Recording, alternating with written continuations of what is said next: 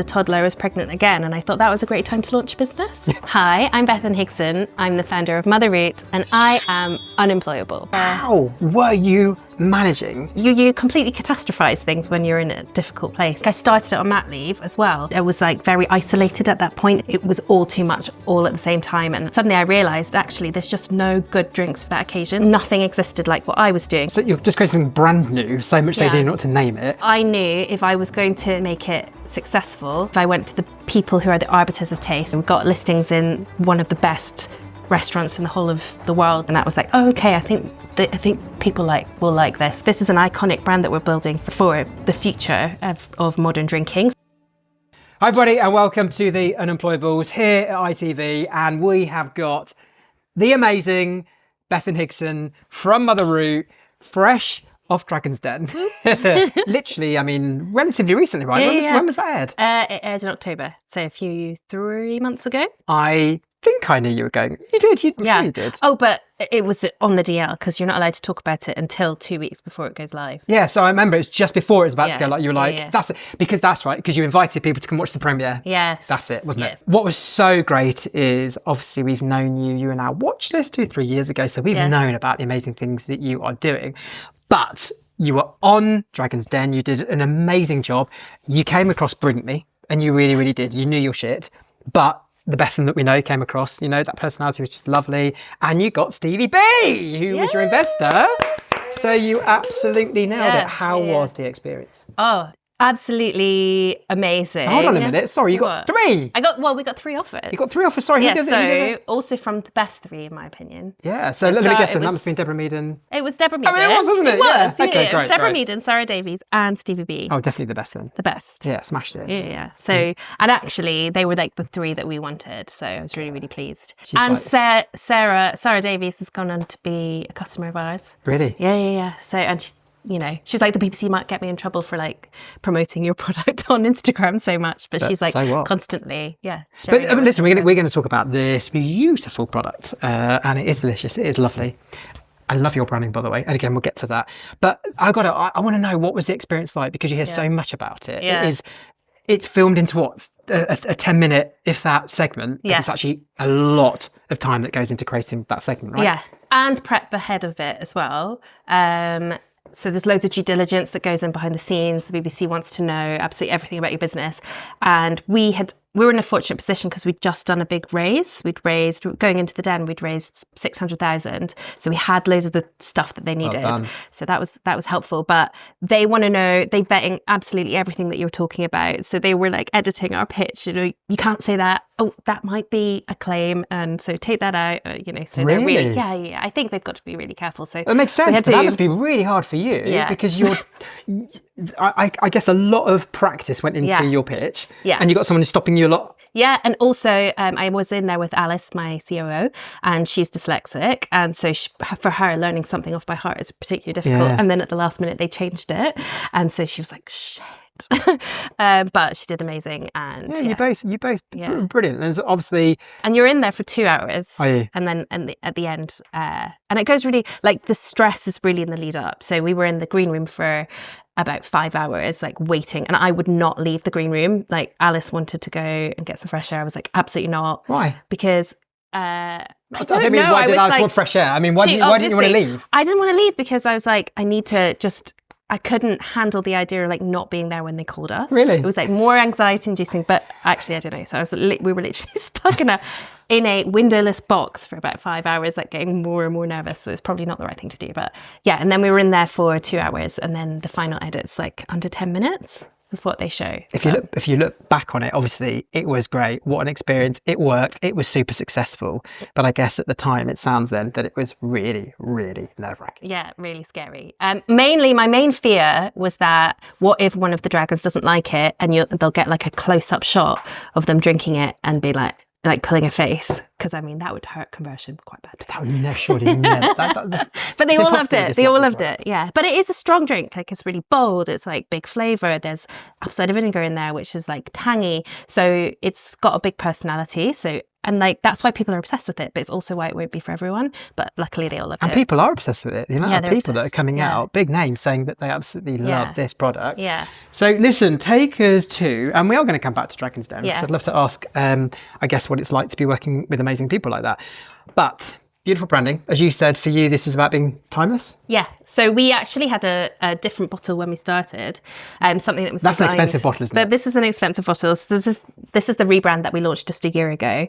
And that was because we knew we were going to be going into Waitrose and retail, and we needed to like stand up next to some really established brands like Tanqueray and Gordon Zero and like all the big players in the category. Whereas our other bottle was this like cute apothecary bottle, which was lovely and worked really well online, but like for retail we were like, right, we need to have like a bigger presence, so we worked really hard on getting that. And one of the things is, we wanted it to be, this is an iconic brand that we're building for the future of modern drinking, so we wanted it to be something that lasts for decades and centuries rather than something that just speaks to today.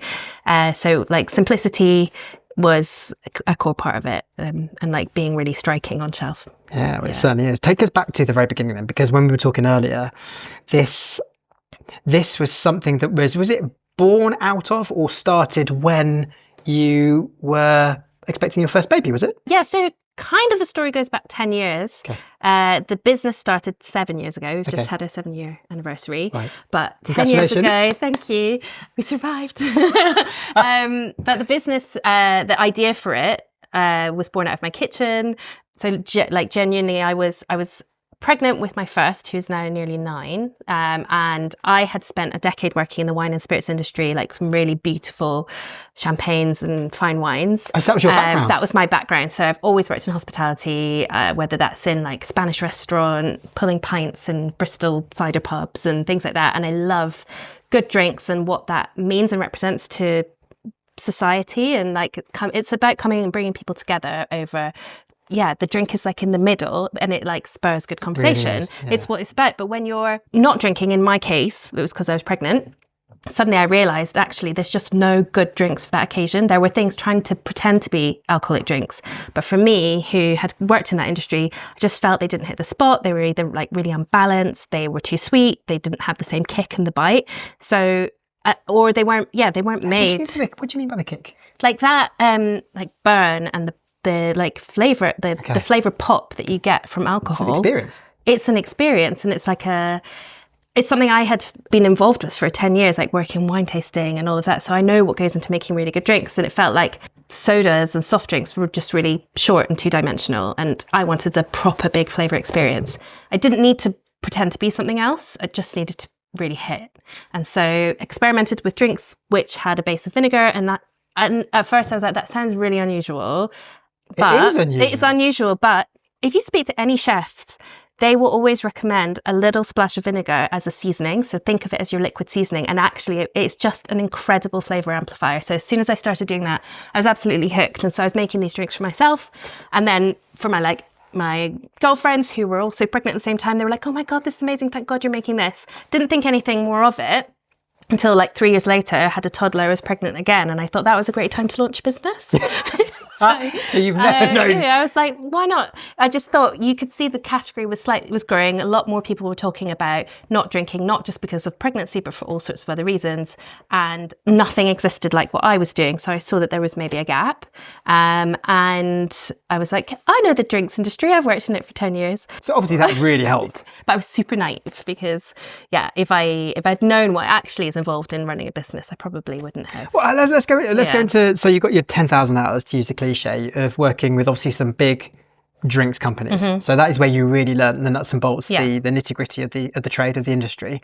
But what is so massively different about when you actually start then? What is it? What are the things that you just weren't ready for?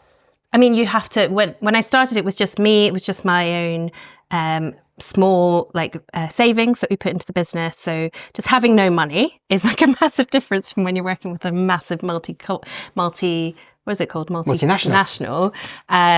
who've got budgets and you're in your narrow stream of this is your department and that's what you see. But then I didn't have experience really in finance and, logistics, operations. Mine was very like marketing and brand, and product actually, because I'd done a lot of, I nearly at one point thought maybe I'll be a winemaker one day. So I'd done a lot of exams in terms of like viticulture and winemaking. So I knew loads of the technical aspects of making alcohol.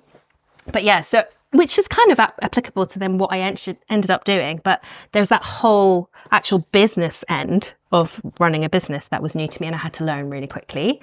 And then, just doing it on your own when you've got a toddler and and a newborn baby. Let's go into that. How were you managing to achieve looking after human beings and growing a business like that? I mean, that is...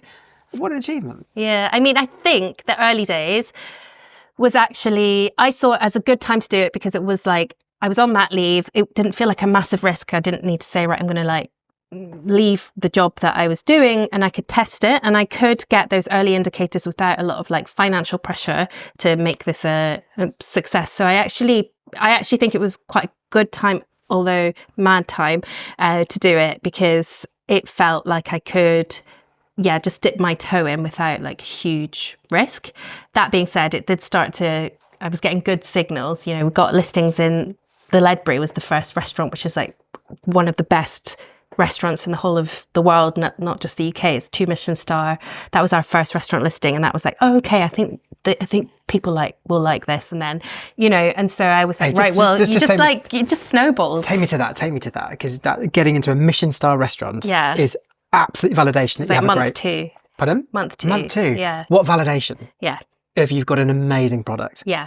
Was that, did you have to hustle to get in front of them? Was it, I mean, what was it? I always find the start of how someone gets their brand and product seen unbelievably impressive and interesting. Yeah. So how did you go about even starting with that? Well, I could leverage some of my relationships that I'd had from working in the wine and spirits industry. So, but I knew if I was going to make it successful, that if I went to the people who are the arbiters of taste, like the real tastemakers, and got their approval first, then that will, and like Michelin star, you know, best restaurants in the UK, that's where you start, because if they then adopt it and they give them your stamp of approval, then you can then use that to kind of move on to the next tier. You're more like local restaurants, local foodie spots, because you've said, oh, the Hand and Flowers, the Ledbury, these guys are listing it. So, you know, especially in a drink that nobody's heard of. Like this is not like, we didn't have any shortcuts. We weren't able to say, oh, it's a gin, or like it's a wine, but just alcohol free. It is I didn't even have the words to describe it. So you have a lot of education to do. So it's definitely... so what do you do when you don't have the words to describe it? Is it your pure energy and passion that has to... And also you just test and learn. Like my first ever sales day was a market stall in Peckham, and in Posh Peckham, you know, because it's this premium product. But, you know, like Posh Part of Peckham, and it sold out. But part of why that's a good way of starting, like really lo-fi way of starting, is because you're kind of like getting your patter. You're seeing what resonates and what doesn't. Strong... full strength drinking vinegar, not a good sales patter. So that one I had like all these lists of things that you could call it, and so I took that one off. What was that again? Full strength drinking vinegar. They were like, pass. And no one wanted to try it. No. I was like, but it's kind of a cool name. But no one wanted that. Maybe later. So what have we settled on? It's an aperitif. Aperitif. So aperitif comes from, it's more an occasion, right? You have your aperitif at the end of the day, 6 p.m, when you're winding down and you want to say it's nighttime now, and maybe you're preparing your food. It's your treat. It's a treat. It is a treat, and it speaks to that kind of moment where you're wanting to indulge a bit. So, and what is the, jumping ahead a little bit, what is the split now between your, what do you say, B2B and B2C? Yeah. So in between times, we basically became very D2C focused. So whilst we started in... I said B2C, didn't I? D2C. Yeah, but it's the same. B2C it's the same. But it's like specifically online. And that was completely new to me. I was not from that world. Drinks, especially spirits, don't sell very much traditionally through direct to consumer. It's heavy, it's expensive, you know, they're usually like all wrapped up in like restaurants and bar trade. Like that's where the big distribution is, but we went direct to consumer. which actually was so good for us because we were able to build a massive fan base and community and then educate them on this new concept of why they should have it in their life and how to drink it and when to drink it, because there's so much education. You can do that when you've got that direct relationship with your customers. So it was amazing for us, and that's how we scaled. I think this is so cool because you're creating a brand new.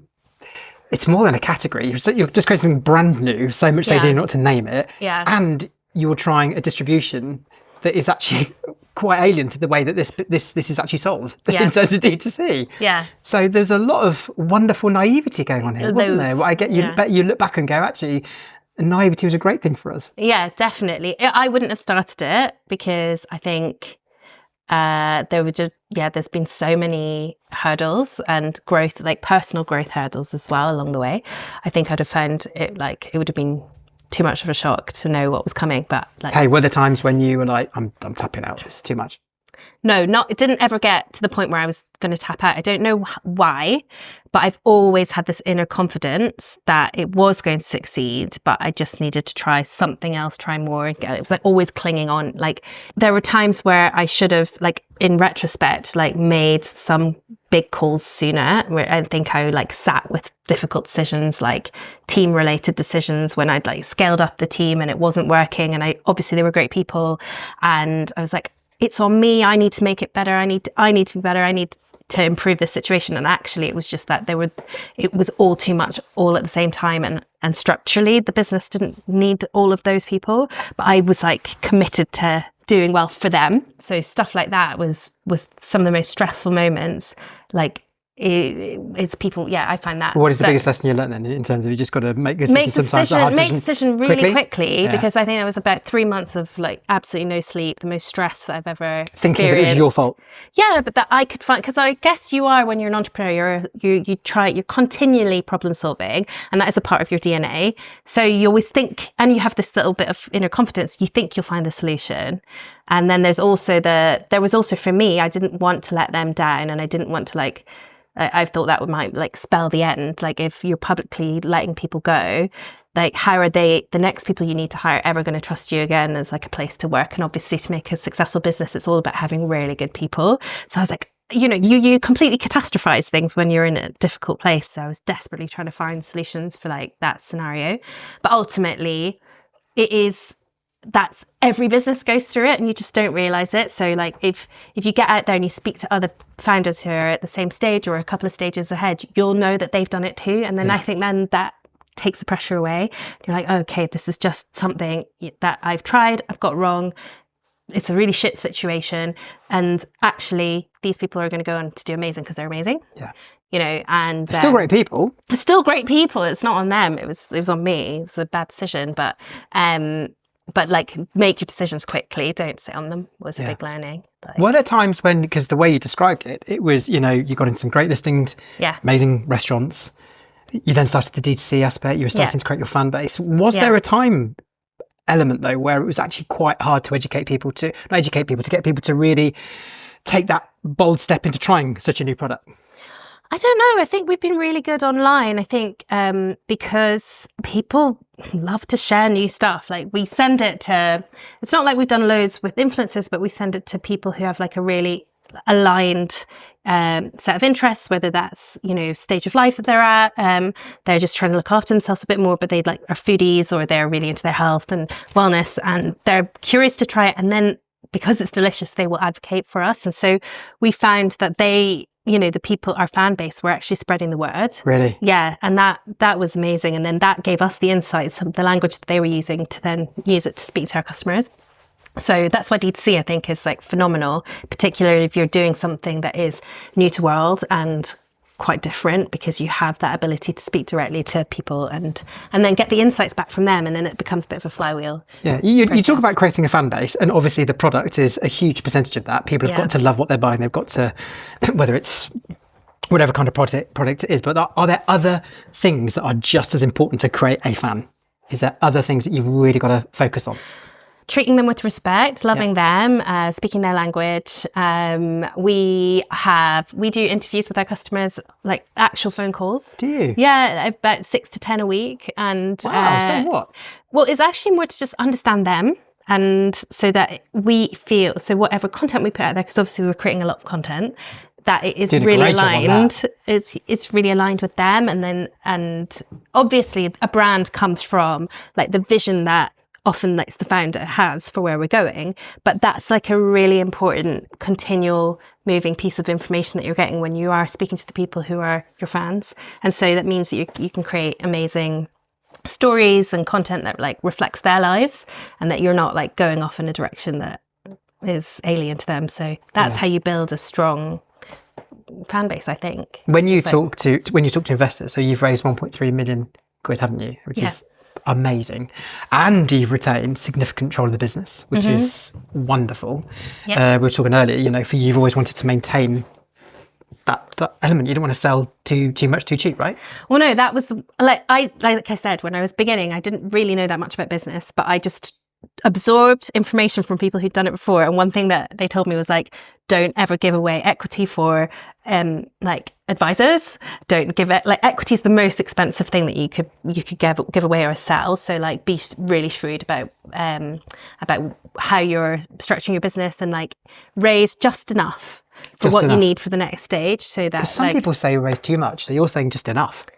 I mean, there's different schools of thought, because like raising money is exhausting. But for you, it's raising just enough, because that way you don't have to sell too much. But I think also because, you know, you could be potentially looking at like 10 years to profitability, or like, especially in beverage is a really, really hard category to like grow in, because it's very tied up with specific distribution partners, and it's expensive and heavy, and you're doing something completely new that no one's heard of. So there's loads of money that goes into education. Yeah. So you're like, you know, that fundraising is probably going to be part of that, and you need to give yourself enough time to be able to get there. So if you give away too much equity early on, you're sort of going to potentially not have anything left at the end. But your investors must have been impressed with the fact that you were building a considerable following through your D2C model, because that is so hard to do, right? Yeah, no, I think so. But, you know, you always get people who are like, but what about this? Have you thought about pubs and bars and doing everything? But I was like, yeah, I did that once, and that's when everything went to shit. So I'm like, focus on one thing at a time.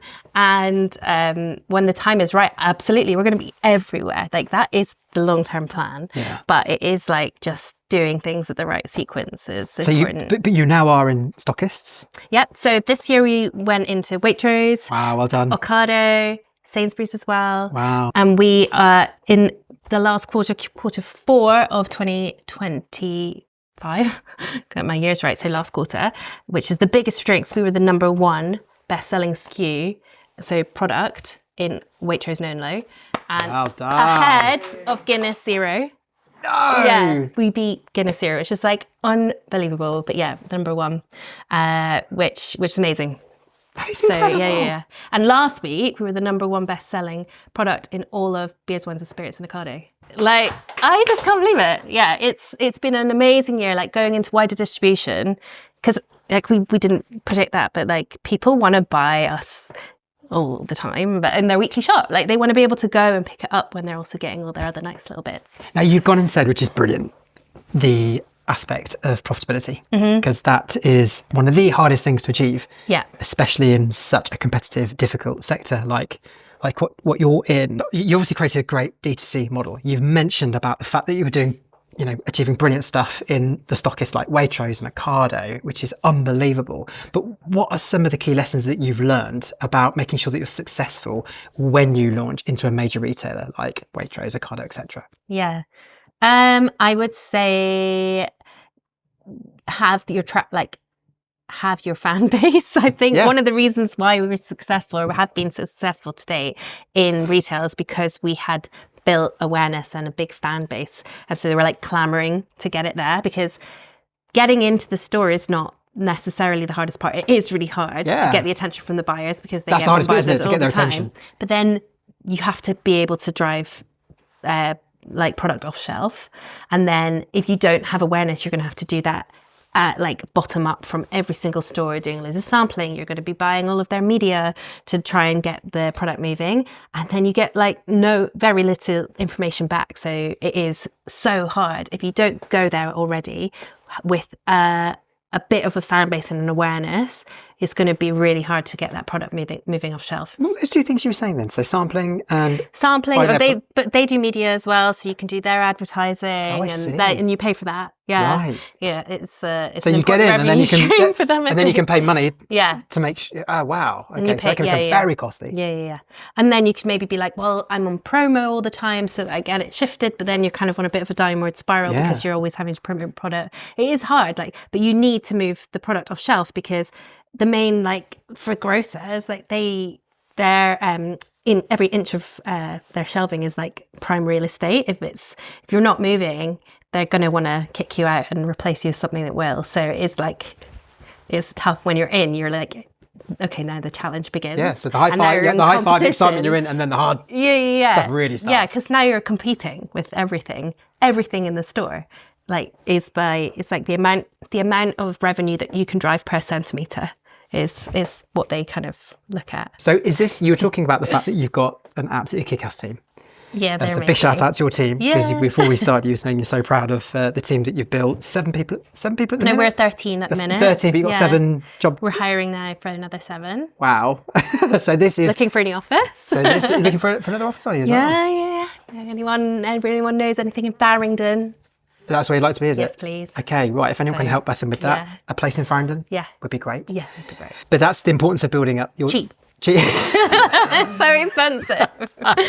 But that's important, I guess, of bringing in absolutely brilliant people, because they're going to learn, they're going to know the tips, the tricks of the industry that can help things like that, right? Yeah. Oh my God. So now we've been super scrappy because of what I've been through in the past, hiring too many people and then that being really stressful. And then we instead went for a model where we were super lean and then brought in freelance experts or agency experts when we needed it. And so that worked really well to get us to this point. But now we're at the stage where we're like, right, we need to bring those experts in. Yeah. And that's what's going to take us to the next level. But that's hard. Yeah. But it is all about the team. Getting those brains, and that's what's going to take us to hit our next big targets. Which is 20 million business? Next year. That'd be nuts, wouldn't it? Yeah. Jeez. And I've said it, so it's got to happen. It's got to happen, yeah. We said it. There's no way we can go back now. But you sort of mumbled it, so if it's just shy, then that's fine too. The growing a team like you have at the speed that you're doing it, I mean, how are you able to create or maintain that footprint on your culture? How are you finding that? This is the thing I'm most stressed about right now, because it is the team is good. We are in a good place, right? And so I feel like every single hire that you bring in is the biggest risk. So whilst we're looking for it's a magic combination of really heavy hitter, super experienced, but also someone who's going to really vibe with the rest of the team is so important. And also it's going to be a disrupting period, because we've got people who've been able to be quite generalized and do a bit of everything. And now we're moving into a phase where they're going to have to be like, right, you're going to niche down and be really good at this one thing. And then somebody else is going to do that other thing that you did. And so it's a little bit of can people adapt to that? So it's an element of unknown. Change and unknown. So there's a lot. I see this year as going to be a lot of transition. It's very much people oriented. Me as a leader, I'm going to have to get much better in many ways, clarity of comms. I'm a bit I'm a creative, really, so I can be a bit all over the place, and you have to get good at processes and all of that stuff. Which, but that's hard. Which is this phase. Because the very nature of creativity, is that there is that freedom of letting your mind go where it needs to go and doing what. I mean, how are you going to be able to do that? Because it's for some people. Yeah. I mean, I'm talking about myself here. To become a very process efficient person is fucking difficult. But also, do you have a sense of fear of doing it, because you're like, wait a minute, this is what I'm good at, and this is what brings the energy. This is what makes what we do great. At the same time, if I become something I'm not, then will you lose the magic and the ability to build something visionary and amazing if you're too stuck in the process? So I've got this internal battle that that I need to work through. But I'm going to do a leadership course. Are you? Yeah. So I'm really excited. So you're, because you are the CEO, right? Yes. So I guess this is the critical part in terms of your own journey of whether you become, whether you morph, you evolve into a founder / CEO. Yeah. Or time will tell whether it's... But also I've got amazing leaders within the business. Alice, who was on the Den. Shout out to Alice. Incredible. So Alice is your COO? Yes. And she's she's kind of like diametrically opposite to me, which is why we're a good team. Yeah. She's super clear communicator, organized, process driven, but biased to action. So she makes sure we get shit done. But then we're also bringing on people at that like senior level who hopefully, like I said, are going to help with that. So it's not all on me. I think it's about having good judgment and hopefully good interview techniques as well, which is so hard. Like, how can you tell from 3 interviews whether someone's going to be amazing or they just interview really well? Well, do you know the answer to that? No, I don't. I think so far so good. I'm always fascinated to know if there is a secret sauce. But there will be mistakes, right? But as you've learned, you've basically got to have the conviction. Yeah, to you've got to know. The gut isn't working. You've got to know if they're not right. Like, probation is there for a reason, and like, so it's actually about being really like on it and close to the people who are starting, and you can't sort of just be like, they're in. I'm going on holiday. Yeah. Have you found? Are you finding the growth stage of the business as exciting as you thought it would be? Is it harder than you thought it would be? How is it to be going through this amazing growth stage now? Yeah, harder in different ways, but also easier in other ways. Yeah, because the fear of it just all falling apart isn't there. Like that's the sort of thing that keeps me up at night. But more it's confronting to me as like what I need to do in order to make this next phase a success as we go from like 7 to 50. Yeah. So you said earlier that you've always had the belief in your product, and that's what was a big driving factor. Yeah. But am I right in thinking that there is an element of, there are aspects of doubt creeping in terms of when you're talking about yourself as, am I a leader? Am I the... Yeah. So how are you balancing that? I think it's probably like a natural phase, because your role changes from like scrappy founder person who does everything and gets shit done to like, now I don't really do anything, but I have to be across everything. Yeah. Do you know what I mean? And then like, and also make sure everyone knows and is excited by the journey. So it's just an evolution. And the whole reason why it's fun to be an entrepreneur is because you're always going through these like stages where it's a bit intense and you're like confronted with something new about yourself. Yeah. So it's why it's worth doing it. Yeah. If you're a bit of a masochist. Yeah, 100%. Yeah. So that's why we love everyone in Phoebe. Yeah. Raving lunatics. Exactly. You have to be a special kind of like bonkers, I think, to do it, don't you? So let's go forward to the Dragon's Den then. Yeah. Again, because you had the success, your socials then went bonkers. I mean, obviously we've known you a long time and seen the success that you've been having, but you could just tell that you'd taken another step up. With the access that you've had to these amazing people in the form of the Dragons, is there any amazing kind of lessons you've learned from being able to meet these people and get to, discover the secrets of success in business? They've all just been really supportive, like genuinely, like business mentors, I would say. And so they'll all have their own areas that they will speak to. Like Stephen is very much like experiment, test and learn and fail. And like we're very aligned to that. But just like, we were going through a rebrand just before, just after the Den had been filmed, but before it came out.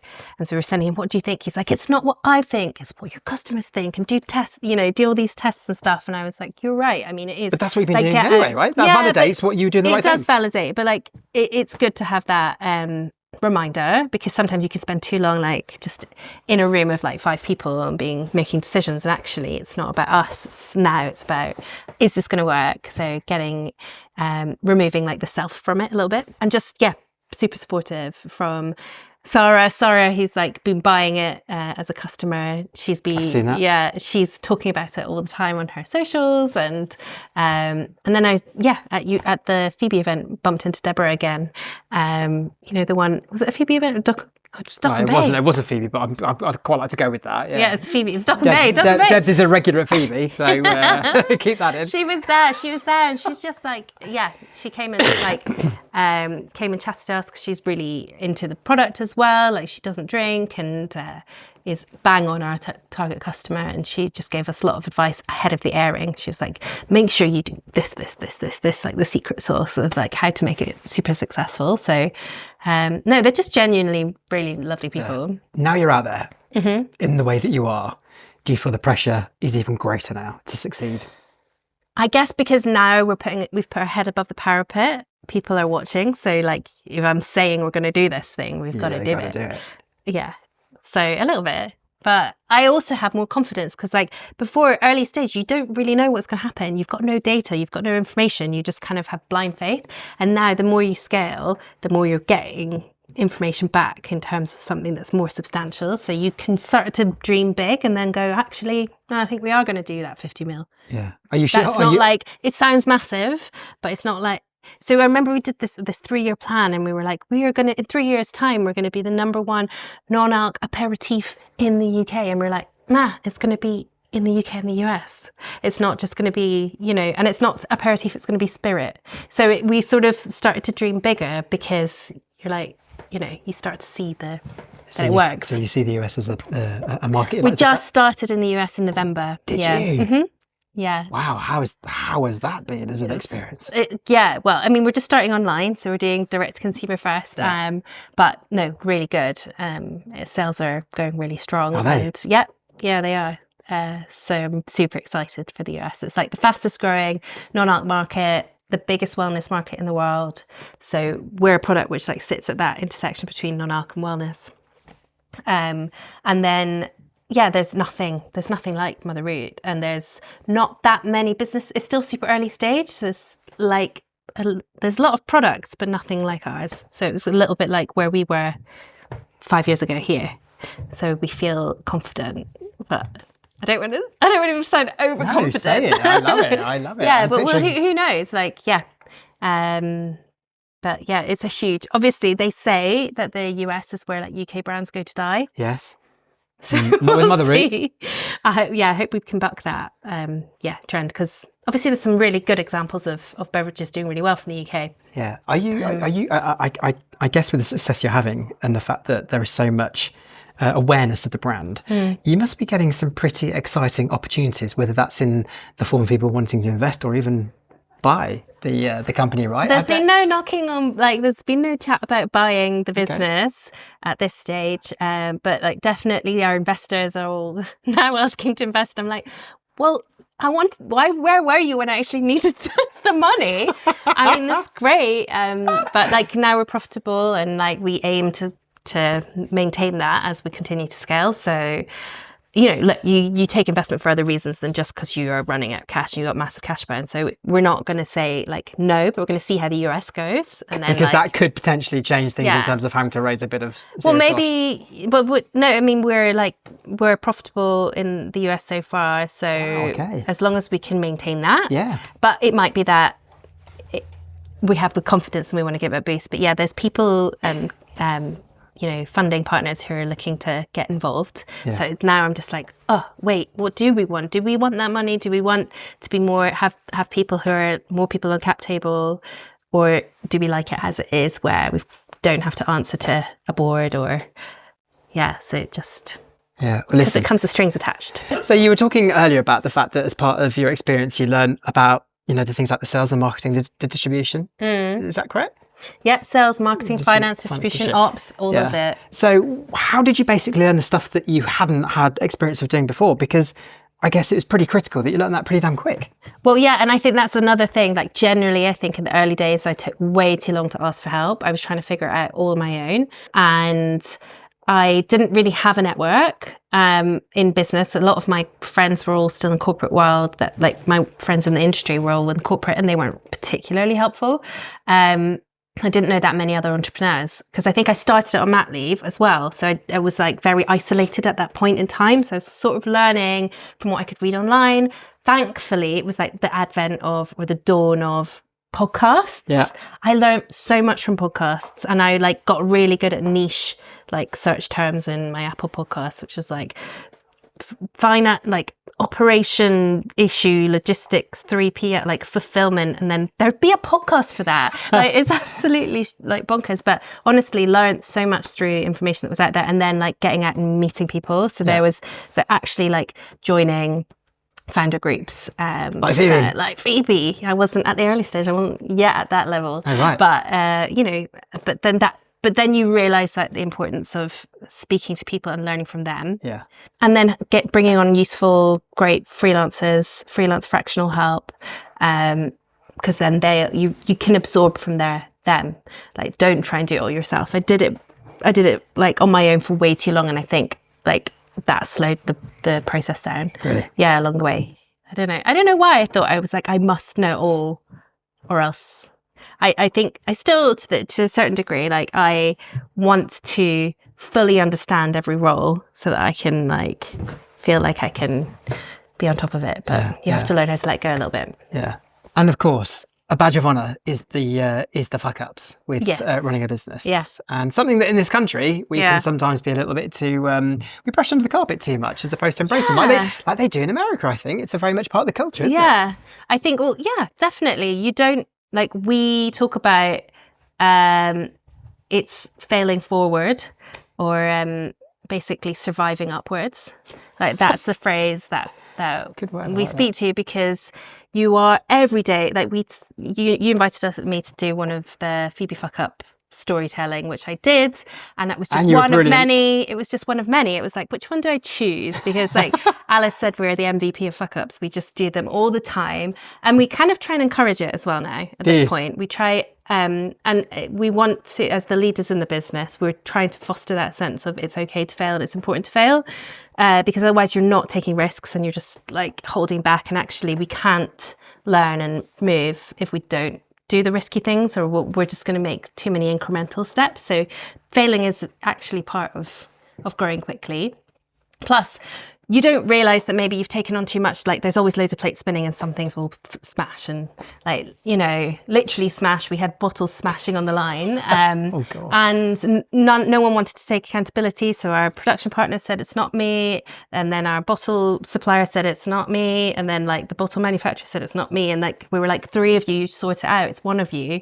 But in the meantime, we couldn't make any product, and we were already like outperforming our expectations, like our forecast. And we have retailers to fulfill. Like we've got the bloody bottles were smashing all the time. And so they were, every time they capped it, a bottle was smashed. So we had to stop, figure out what the problem was, but no one wants to take accountability. That must have been horrendously stressful. So stressful. But there's stuff that's every day. I'd say like probably every entrepreneur or like founder of or business owner of a product, especially where there's manufacturing and, you know, stuff like that, probably goes wrong all the time. Glass is bloody fragile. It's really annoying. I don't know, things like that. Making, you know, our product can take months to make. So we do these macerations with botanicals in the vinegar to flavour the vinegar. It takes 3 months.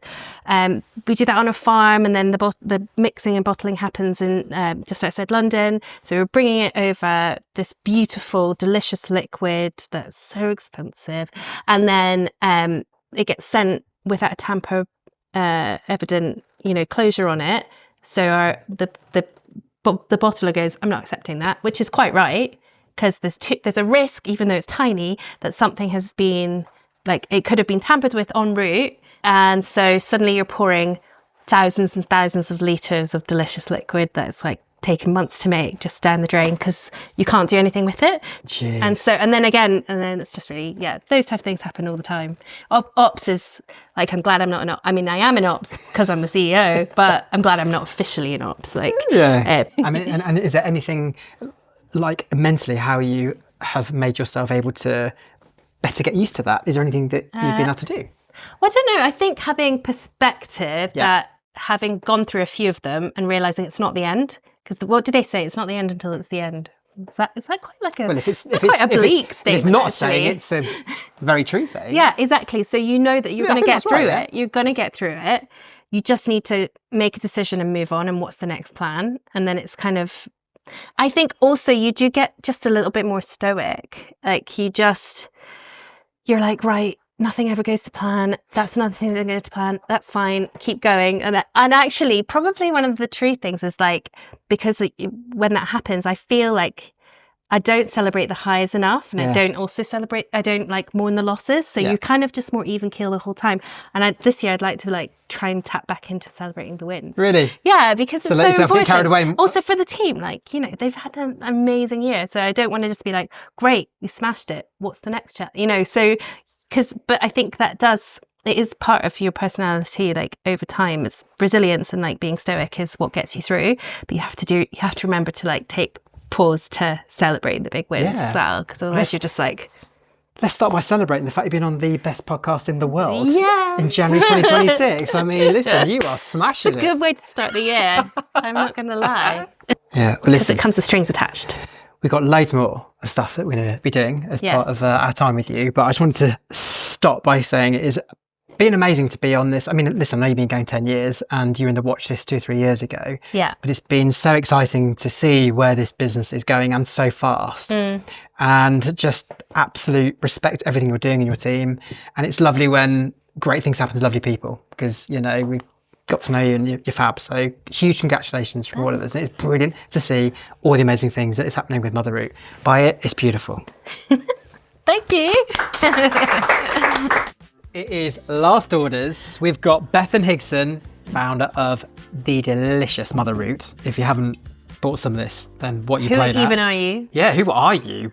Who are you? Anyway, I'm going to ask you 6 questions. All right. Don't overthink them. Shoot from the heart. Should we see how we get on? Yeah, All right, let's do go for it. Describe your first year in business in 1 sentence. Nappies.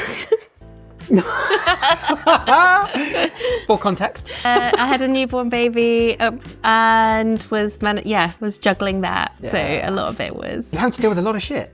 dealing with a lot of shit. That's perfect. That sums it up. Like dealing with a lot of shit. Yeah. Bosh. What's the best advice you've ever been given? Ooh. Now, I kind of feel like ignore most advice that you get given. You get given a lot. So Really? yeah, learn. That's my piece of advice. One thing is JFDI. Ooh. Just fucking do it. Just fucking do it. Yes. FDI. Never heard that. Absolutely love it. Yeah. I'm going to use that. Yes. Brilliant. If you could do it all again, what would you do differently? Build my network sooner. Ask for help from other people. It's all about community. So Really? yeah. You strike me as someone who's always been very good at building a network, though. Yeah. No, but I think it took me a while to realise how vital that is for growing and learning. What was stopping you? Well, I was on mat leave. I was like on my own. It was quite isolating, like in the beginning, in the early stages. Okay. So it was difficult then. It was difficult, and I didn't have anyone. I didn't know anyone who worked who was an entrepreneur, and I didn't even know about networks. I just was like, it was all new to me, and I was a bit like baby brain, and yeah. So getting out there, speaking to people who have like done it before, who are 2 steps ahead, is the way to go. Brilliant. And what have you sacrificed to build your business? Social life. Yeah. Yeah. You really feel that suffered? Yeah. Yeah. Still suffering? Still suffering. Like I made it like my 2026, resolutions to actually make an effort to prioritize it and see someone at least once every 2 weeks that's like not in my usual work family sphere, just like a date with a mate. A date with a mate. A date with a mate. And have your mates been understanding? Yeah, thankfully, like for the most part. But I'm the shittest on WhatsApp. I'm always like the last to respond to any.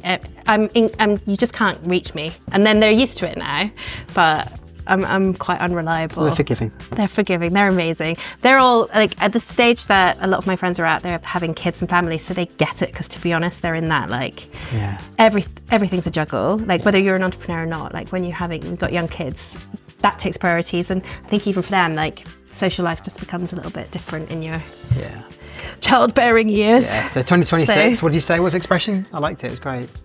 More mate dates. More mate dates. Date more mates. Love it. Date more mates. What's the? I don't mean like date more mates.